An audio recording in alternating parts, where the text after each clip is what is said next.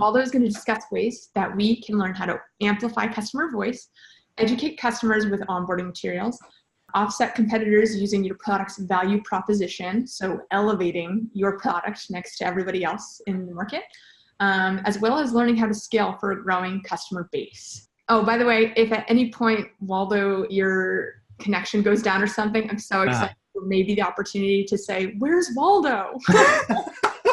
I can make that happen. Okay, so to kick off, everybody knows they can submit questions through the Q&A, and if you can't do that, also feel free through the chat section. So, Waldo, without further ado, I'm going to ask the first question about customer success and customer education. Obviously, customer success is this phenomenal proactive process that helps to do things like improve the renewal process, reduce customer churn, increase revenue, and help those customers ultimately succeed through your product and the service you offer them. So with that, education's huge. And so maybe we could start off by saying, Waldo, what does your team do to involve the customer in Webflow's education process? Yeah. I mean, we ask for feedback on Webflow University. So we have this hub called Webflow University, where you can go and learn anything and everything about Webflow for free.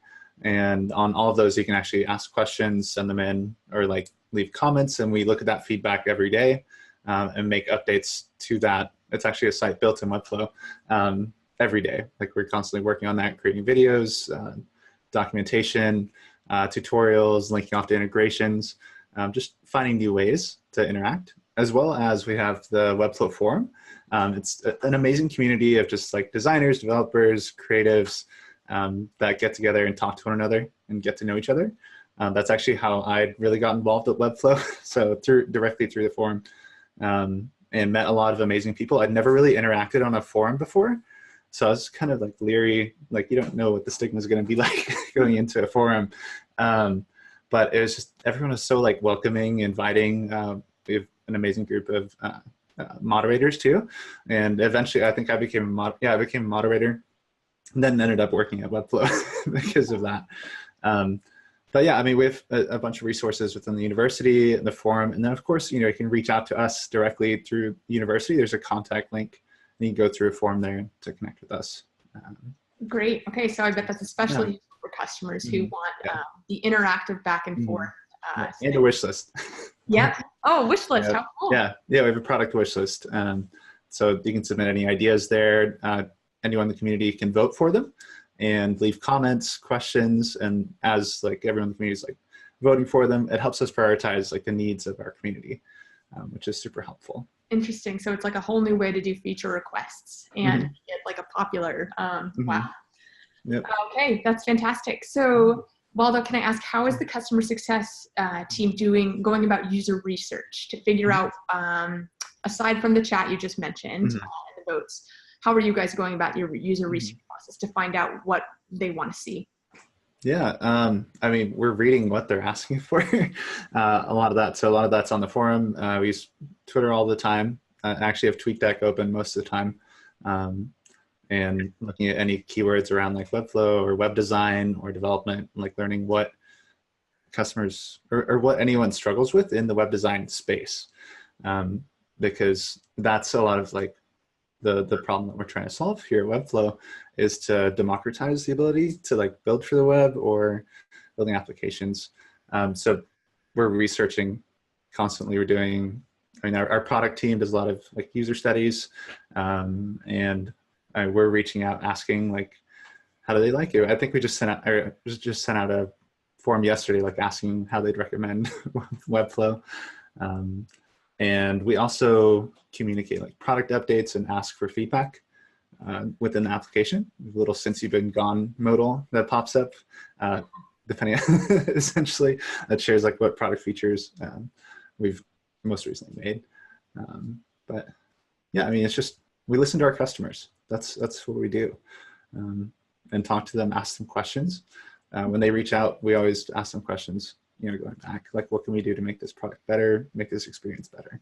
Yeah. So speaking of listening and questioning your customers, how do you guys adjust your customer education approach according to the specific goals of specific customers? Customer success is all about helping them achieve those wild dreams that they have with your product. So how do you I mean, it's a lot of creating new material resources, like on the Webflow blog. If you go check that out, we post something every week, if not every day. There's new material on there, and it's really resourceful material based upon questions that customers ask us. We'll go and find someone to produce content around that. Can you re-ask the question one more time? Yeah. So what are you doing to cater your education to the goals of your customers? So say Susie has a specific goal she wants to do, or the outcome she wants with Webflow. How do you, and you just said that basically you guys will go and create customized resources for her even. Yep. Yeah. Oh, I mean, we're making videos too all the time. So we use Cloud App every day, or we record like a quick session within their actual site, showing them like in a read-only version. We'll make a video saying like, oh, you just have to make X, Y, and Z changes, and then point them to the right resources within Webflow University or on the forum, like different discussions to like learn more, because we want to teach them to fish instead of just fishing for them. Very much. So you're enabling those customers, showing them. It's cool you thought out, by the way, to help them navigate that. But I think anyone here would really value the concept of democracy, like you've talked about. That's clearly like intrinsic to Webflow in everything you guys do, whether it's building new features into your product, getting customer feedback, and making it, what's the word, like contagious, spreading that out through every channel possible. Very, very good. So, Waldo, you've talked to me a little bit about what it means to amplify the customer voice. That's a very strong statement, a very inspiring one. So tell us what that means, your motto, to amplify. Yeah. I mean, one of our core behaviors at Webflow is start with the customer. And that means that whatever the customers are sharing with us, we need to make sure that it's our responsibility, like we're the gatekeepers of that information, to share that with our entire company, with our different teams. And that means just like, if they're saying something, we have to be the ones that champion that like request, or if they're struggling with something or they're running into a bug or anything like that. It's our responsibility to go and communicate that with each of the teams to find the right solution that's going to make their experience a lot better, help them, achieve their hopes and dreams. And I mean, that's essentially what we're doing. Right. So what tools are you using to broadcast customer feedback out to the team? Yeah, I mean, we're using GitHub for any of our conversations with our engineering teams and product teams. And within there, I mean, using screenshots, we have little templates within GitHub that we use for like new feature requests or bug reports, and prioritizing them based upon like how many customers it's impacting and like the amount of pain that it's causing. So we've kind of quantified the user pain there to communicate it. And that really helps us to prioritize like what issues to fix next. Or what features to build. How quickly do they iterate based on what you bring them? And so you've created a scale to figure out. Yeah, those Brandon and Leonard worked on that. Yep. So wow. Okay. Yep. Any other tools? So you mentioned GitHub, that. Yeah. Let's see. I mean, we're using Help Scout, of course. So Help Scout and Beacon for communicating with our customers. We love Help Scout and we love Beacon. So we want to create as many like self-service options too. But when it comes to amplifying the voice, I mean, that's just, make sure that we're talking about it on a weekly basis. We have a weekly call, all hands call as a company. And on there, we have a section just about the customers. Like, I mean, what are they reaching out about? What are they struggling with? And or like, what are they excited about? What are they talking about on social media? So we're checking social media, pulling that in. So Zoom for our calls, I guess, would be another product. I mean, extensively in Help Scout. We're in there constantly. Great. Yeah, Help Scout. Myself, and I'm in marketing, so that's it. Yeah. Something. But I was going to ask, I love the idea of fusing together with your company about the customers on a weekly basis. I just feel like that creates the enthusiasm to spread that out into everything everybody works on and keeps the customer at the forefront. So good for you. Waldo, how do you feel that amplifying customer voice through the success team at Webflow, how do you feel that it's affected customers, I don't know, morale in terms of knowing like they are independent and capable? Yeah. I mean, they feel listened to, they feel heard, because we respond in a timely manner, and we're actually checking in. We're not just sending them like an auto reply or saying like, oh, we'll get to that, or we'll check in. Like if someone sends us a message, we're going to read it, we're going to respond, we're going to find someone in the company, figure out a solution, or figure out, hey, maybe they need to use a different solution for whatever problem they're attempting to resolve. And we'll point someone in the right direction there when it comes to that. Awesome. Okay, so with our viewers here, Waldo, would you mind walking us actually through the Webflow interface, just so people can kind of see that, and then afterwards I'll have you walk us through Webflow University, which is the built-out curriculum you guys have developed to help customers understand. So here I'm directly in the designer, and it's a website my wife and I are working on for a little company called Midwest Mud Shop. We're selling this little dog-themed apparel or actual dog apparel to benefit local shelters. And so, I mean, there are over 3,000 buttons in the interface. So the learning curve is similar to like almost Photoshop level as far as learning, but we do have a ton of free resources to learn how to use everything. But essentially, I mean, over here on the left-hand side, you have an add panel where you can add in any kind of elements you need to use. So if you need to add in a new section here with a heading, or I know I was just talking to Jess, my wife, earlier, like, hey, we need to add in a different contact form like in this next section. So we're probably going to do that instead of having a pop-up, which we currently have that shows up. And you can just change as soon as you decide, this would be better. Yeah, I can adjust this. Like I've been hopping in here and like just switching out the main hero image every now and then. Like I'll grab, let's see, maybe this image right here instead. Oh, sweet. Someone just said awesome logo with all Thank you. My friend my friend Leah Quinn, she designed it from Queen Ink. Amazing designer to work with. But yeah, I mean, there's a lot to the interface, but something I kind of want to touch on here was within e-commerce. What we did is, I mean, it's really important to have self-service options, and that's something that we're doing, company-wide. Provide as many resources as possible so that your customers can find the solution without having to reach out for help. And to do that, you have to ask questions. You have to understand, like, what are they struggling with? And something we realized that a lot of folks were struggling with in e-commerce was like all the steps it takes to launch an e-commerce store, and there's a lot that goes into it. Like you can see, I'm even missing a step here already that I have to go through. But we have a little checklist whenever you're setting up a store. So you can go through and say like, okay, I need my business address. I need to add products or shipping method, or review the tax settings, or add to cart. Or like here, I can see I should design the e-commerce emails. And I can hop in and style out what those would look like as far as what the customers are going to receive during those experiences. And I think I'm just going to hit save for now. Yeah. But on that note, it's just creating self-service options. And I could go super in depth on Webflow, but I usually do that on the streams. Definitely. But basically, like on the right-hand side here, we have the style panel, and you can style out any of the elements that you're working on. I've these products inside of a dynamic list. So say now I've added, I don't know, padding to this, or you'll see that it's adding padding to all the images within this list here. Oh, wow. And I'm just pressing Command Z to undo that. And you can live preview the site directly. Yeah. To without having to publish. Yeah, without having to publish. And we can click into a product, and it's going to take us to that detail page where I have an entire template.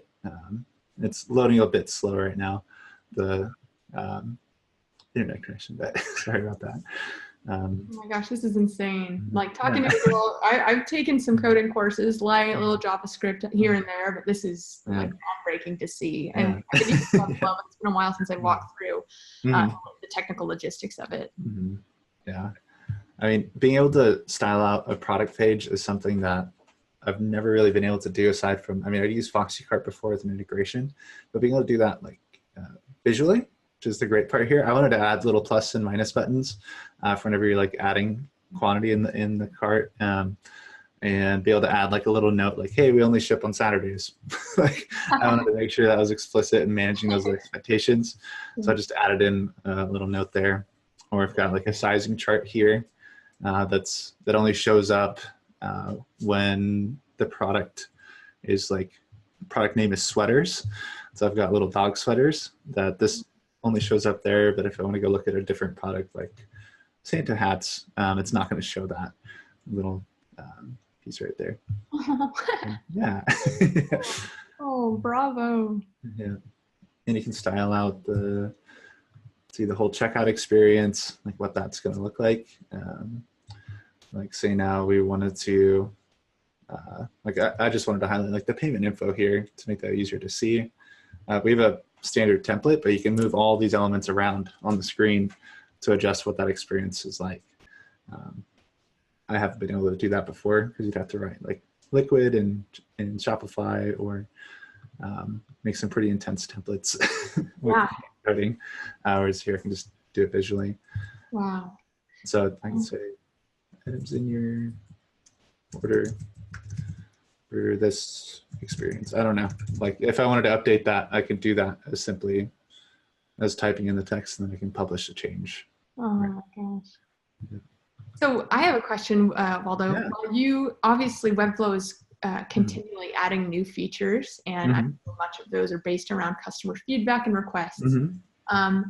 It's necessary. You mentioned that you yourself are continually picking up new technical skills in order to keep up with that. Do you feel like you've tried to forward that onto your team that you manage?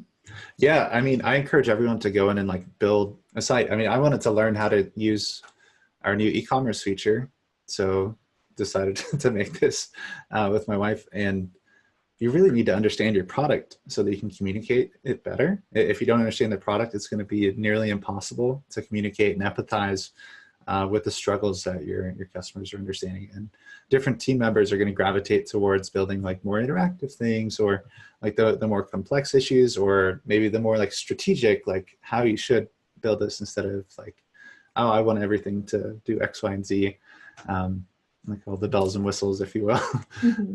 Like, so it's just hop in, use the product, experience it, and do it like at least on a monthly basis, if not weekly. Yeah. Do you have any kind of system to monitor progress, training progress for new tools for your team? Yeah. So we're actually building an internal learning management system right now. Micah Johnson is building out that template, and it's actually going to be a Webflow site so that we can track like everything, like how to learn as far as like what we do day to day as a team. And then of course, Webflow University would be for all of our customers. In there, we're not like tracking progress yet, but that is one of the planned stages for the university. To track the progress of customers or users, I should say, who are moving their way through that curriculum. Yeah. Oh yes, will you show us this? Go through a couple. So this is Webflow University. Yeah, this is like the equivalent of like a knowledge base on steroids kind of thing. Yeah. So if I came in here and I wanted to learn about like, I don't know, rich text, like rich text elements or something, I can just search for it, and then I'll find a video, which is loading up here. And you can watch a beautiful video. They're actually really hilarious. A lot of time and effort has gone into making these videos and experiences. I definitely encourage you to go and watch some. It makes learning a lot of fun. So I enjoy things that make me laugh, and as I'm sure most of us do. But yeah, you can go through here, learn anything and everything. And if you can't find information about that specific item or how to do something, you can always scroll to the bottom of that, and you can tell us how helpful that lesson was. Let us know with a little rating, and you can even send us a message, and that goes directly to our inbox. Or if you found a bug or need more help, you can just contact us directly by clicking on this link. we'll take you to his form. And this is like our contact form what you use to reach out to us. Right. What a flow. That's so systematic. And Yeah. hey, if you don't mind, I have a question from one of our guests here. He says, how has the usage been of the getting started checklist for your customers? Has there been any feedback for it, in-product education resources?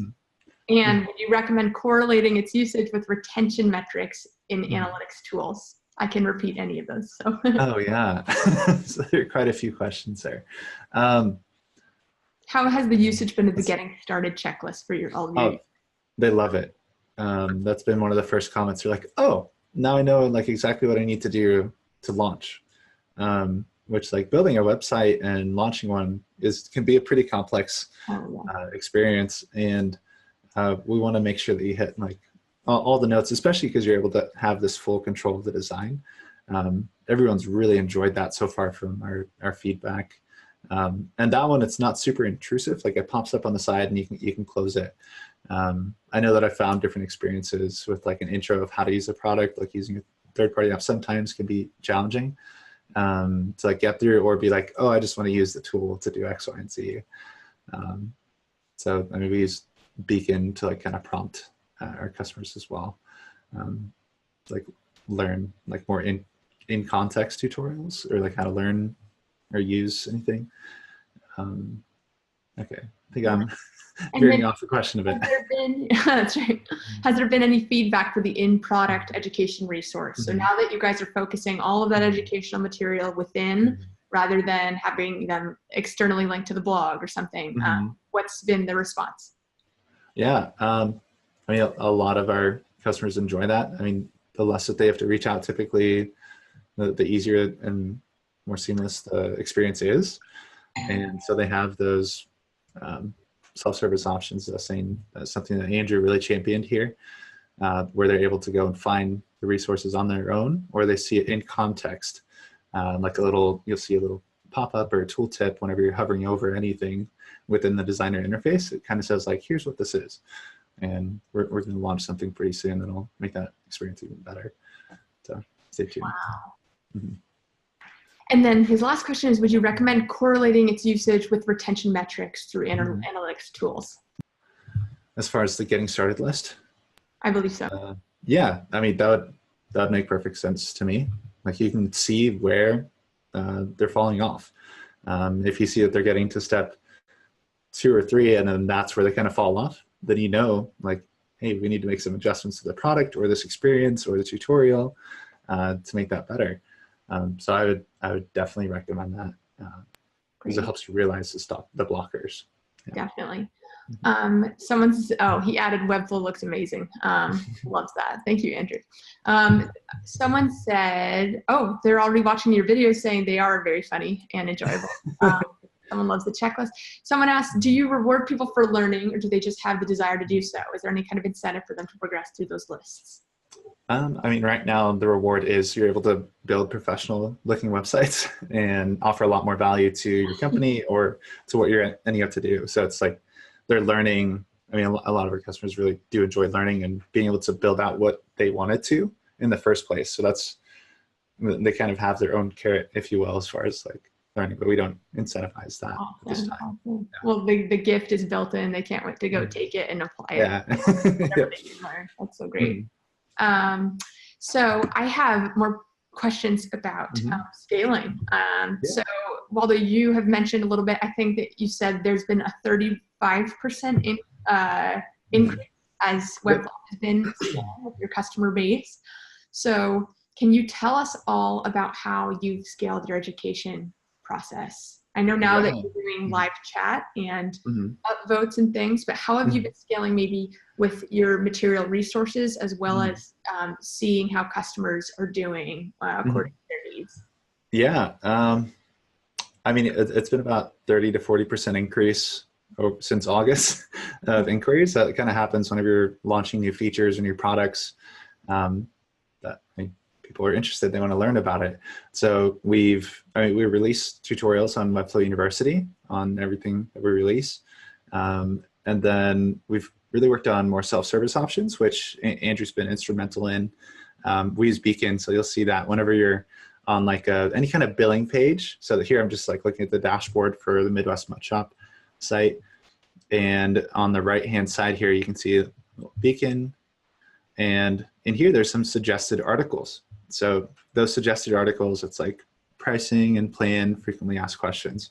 So I can kind of read through here and see like, oh, okay, that's what an account plan is versus hosting subscriptions. And it's linked off to additional resources that are available. So we can set up the questions based upon like what kind of questions do customers usually ask when they're in this context. And previously we were using Intercom, but we found that we really enjoyed these self-service options, as well as the ability to turn off live chat if we need to. If we're not able to offer it at that time, they can still directly contact us here, and we'll get that message in Help Scout and we can respond. So it's all in like one system, which we absolutely love. Centralize everything. Just make the customer's experience as easy as possible. I love what you just mentioned about the contextual questions, kind of paying attention, your team is paying attention to maybe the scenarios customers are in when they're asking a certain tone or type of question. In a recent webinar that we did with Basecamp, the principal of customer support was talking about being a detective and asking the types of questions of your customers to figure out what exactly were they feeling, doing, thinking when they asked this question. Then it empowers your support team to figure out how they would like the solution to look and to flesh out with, so that you can then package that for the engineering team. So I'm sure your customers are grateful when they see, oh, he's catering, the next couple steps of support, help, success, training to how I'm currently feeling rather than how I was doing a couple months ago. So scaling, do you feel like there have been a few challenges in keeping your customers all in the same boat through that? Tell us about it. I mean, there's definitely all kinds of things that you're going to run into whenever you're scaling. And the main thing is you want to prioritize your customers that are coming in and the inquiries that are the most time sensitive or the highest impact. So we have different mailboxes within Help Scout to help us prioritize any kinds of issues that come through, as well as we're looking at the split of like frontline, backline type conversations, where like frontline would be like account billing, client billing, how to use Webflow, what is this product, why does it exist, and like QAing any of the conversations and replies that we're sending.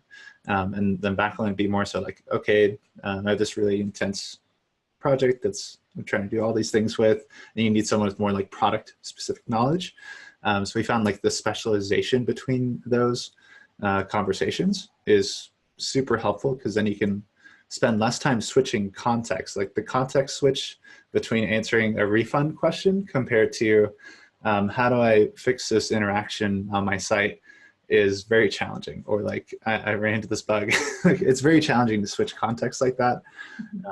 And we found that if you can specialize or like batch any of the conversations, it's usually a lot easier to just like charge through them.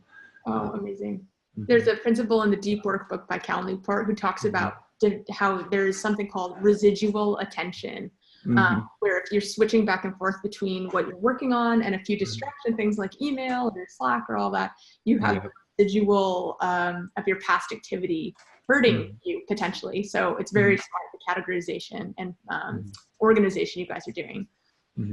Very neat. Okay, so scaling. What would you recommend to other success teams out there who are dealing with that same challenge, kind of trying to rate what it means? I mean, pay close attention to your first reply times, of course, and pay attention to what customers are reaching out to.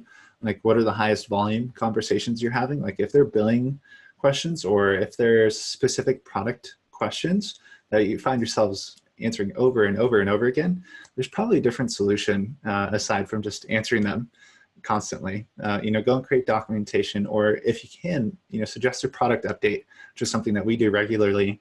If you can make a change in the product that impacts the customer experience in a positive way, that's going to solve the problem for a lot more people, and it's going to make it so that you spend less time responding to those repetitive questions. So that's a big one. You know, identify the high impact issues. Use tagging in Help Scout. That's a super helpful feature that we use. We usually tag by different product area. If someone's like confused, like we have a plan confusion tag, like some customers are confused like which plans to choose. So we've, you know, batching those conversations together allows us to have a lot more insights that we can go and look into, and then, you know, work with the product team or with the marketing team to make updates to the whole experience. Great. Waldo, so as a manager of a success team, why don't you tell us about how you manage your team? What are some values that you instill, and maybe methods you do to keep everybody moving forward? Yeah. All right, so my favorite book is Love Works by Joel Mandy.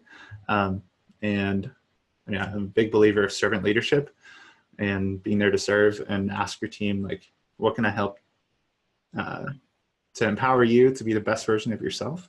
Like, who do you want to be? Like, I ask those kinds of questions. Like, what are we doing to get there?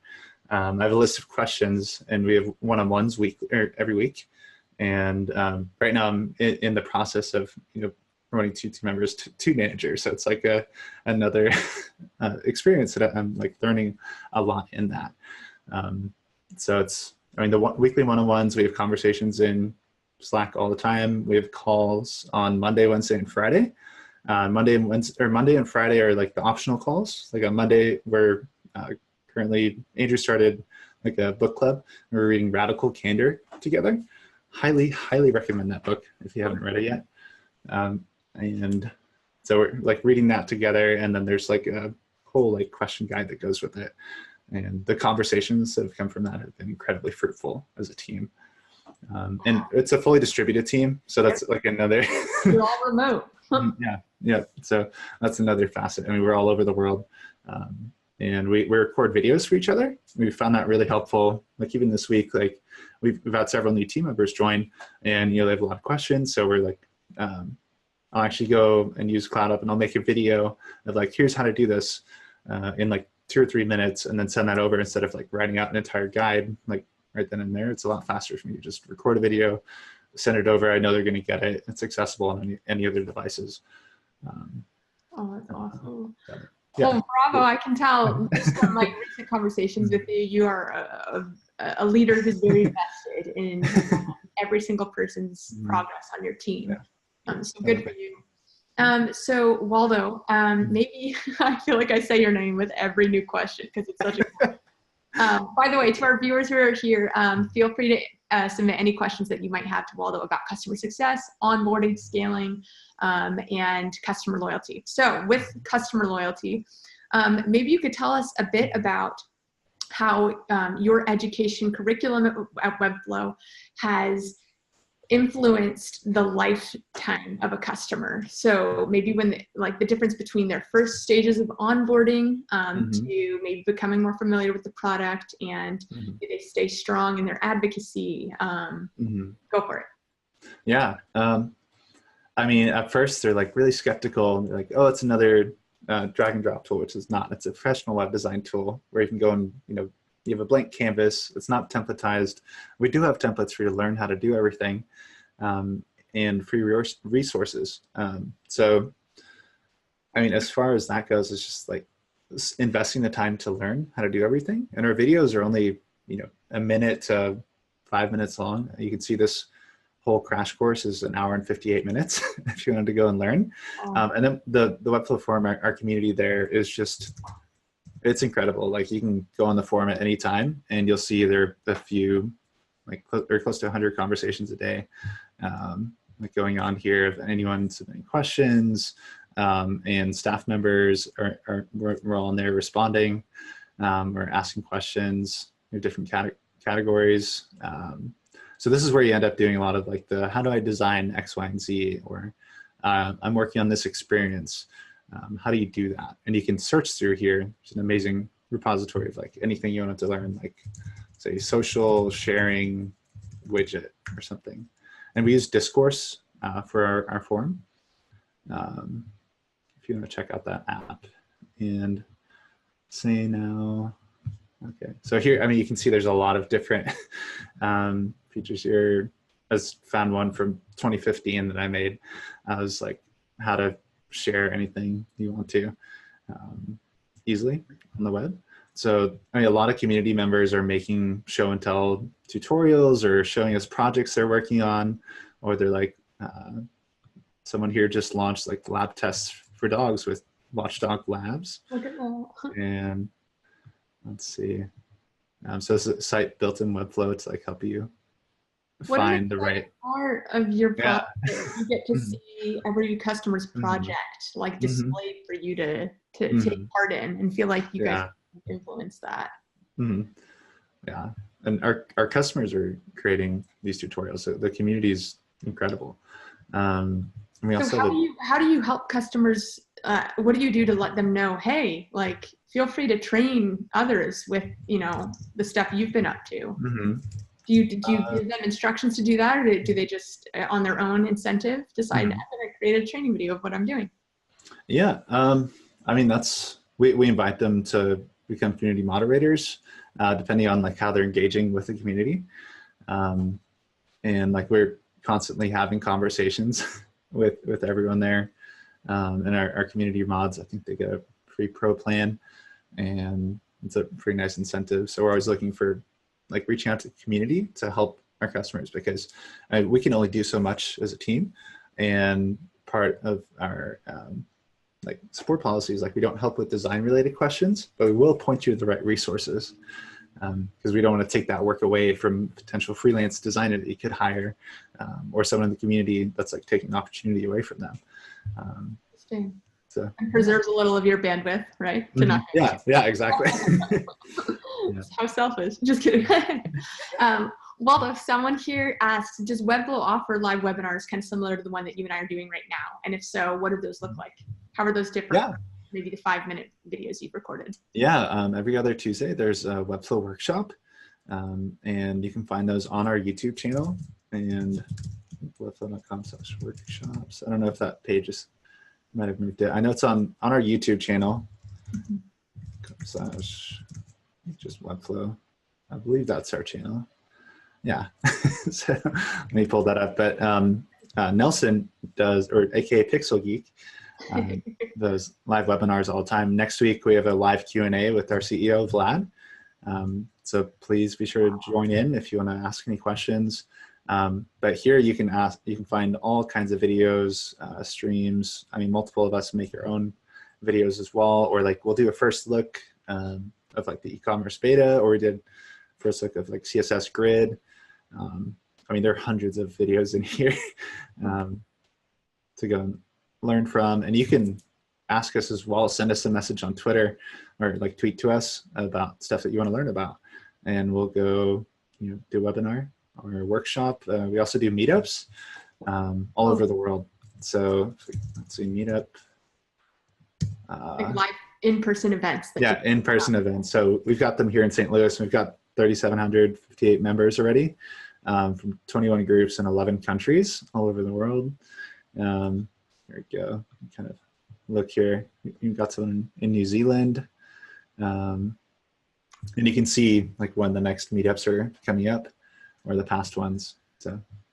Wow, and I heard that Webflow is willing to fund the airfare for people to go to meetups wherever they'd like.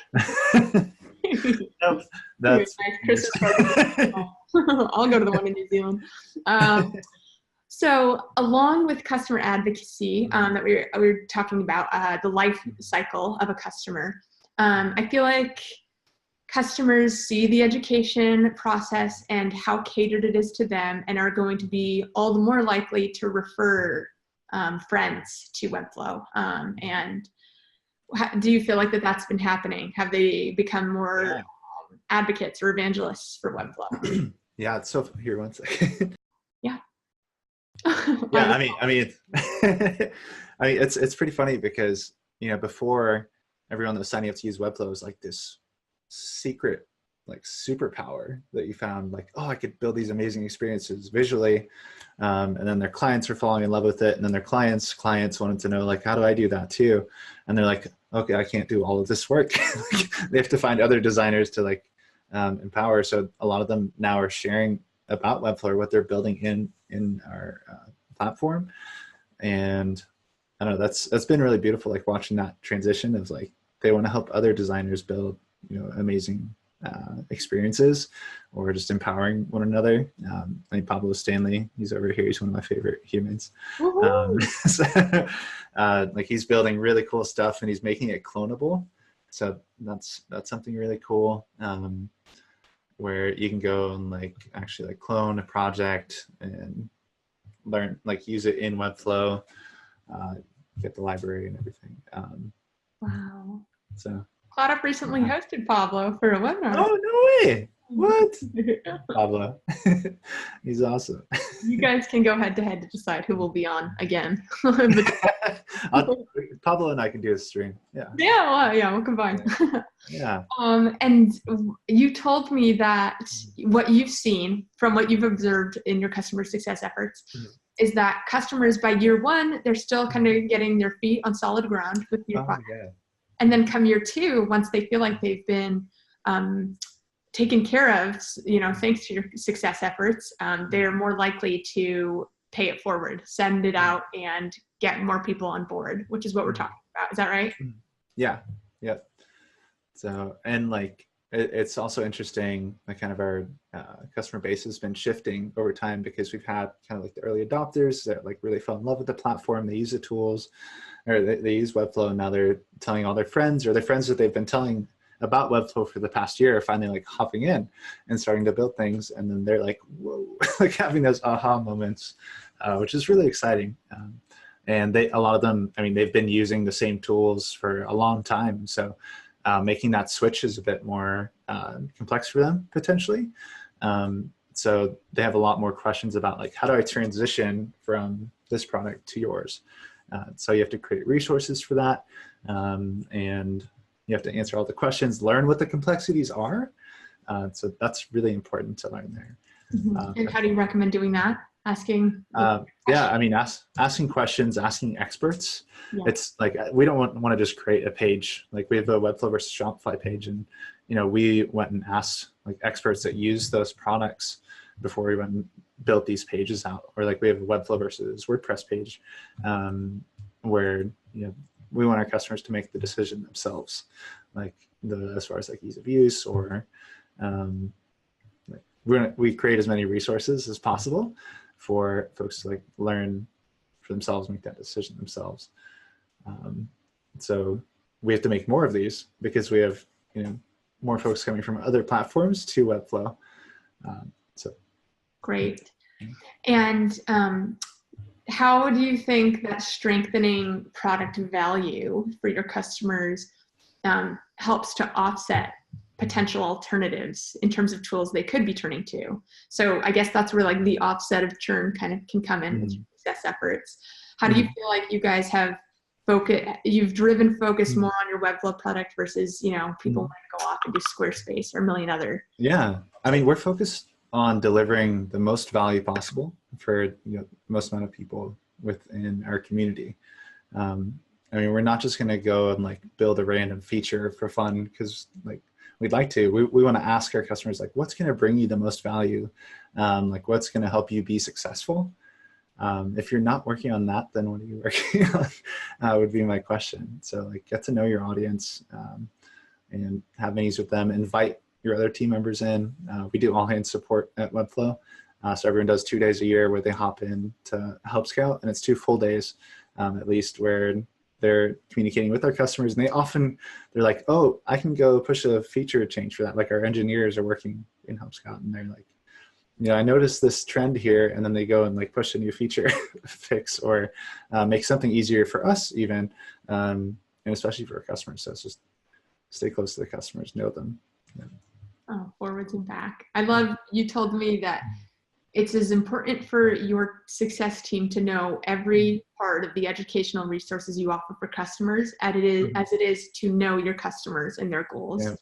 And maybe someone would say, oh no, it's more important to know the customers. But if you know what you, as a doctor, if you know exactly what's going to happen when you prescribe something to somebody, that is demonstration of care, demonstrative of the care you have for the customer.